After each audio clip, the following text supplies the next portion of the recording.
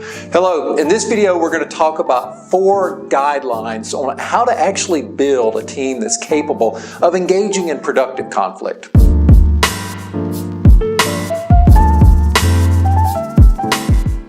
So the first step is get clear on your why.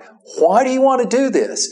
And when I say this to teams, it usually takes them a little bit by surprise because, they've seen the research that teams that are able to engage in positive conflict tend to produce better results. So it seems intuitive. Well, we should do it because it's a good idea. Yes, and building a team that's capable of engaging in productive conflict, positive conflict is hard. It's really hard is what I find in practice. So you need to be really clear on the front end. What's your why? Why is this going to be worth that hard work, that investment that the team's going to have to be able to do?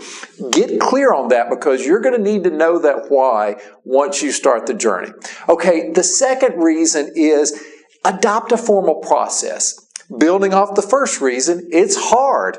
And it's much easier when you have a formal process on how you're going to actually engage in productive conflict.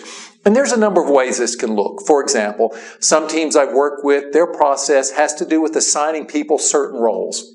So your role, Frank, is to be the contrarian. Your role, Susan, is to be the yes and person who always builds on an idea. However you want to do that, adopt a formal process because when you do that, it's like building scaffolding or guide rails, if you will, that it makes it easier for people to engage in their roles and to actually engage in positive conflict. So adopt a formal process. The third reason is never let it become about anything but the goal. Always stay focused on the goal.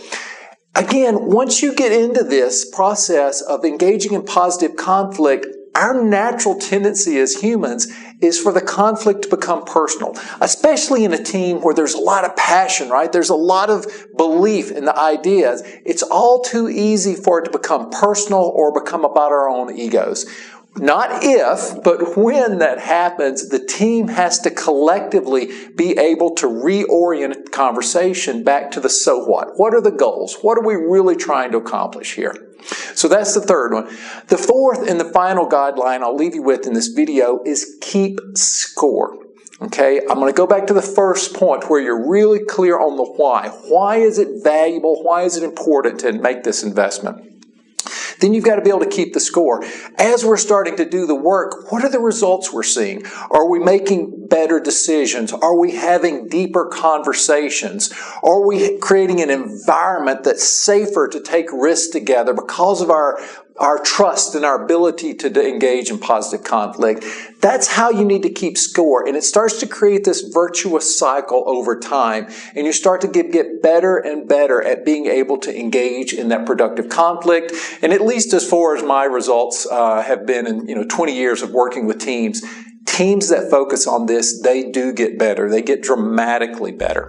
Hope you found this video useful. I look forward to seeing you down the road in future videos. Take care.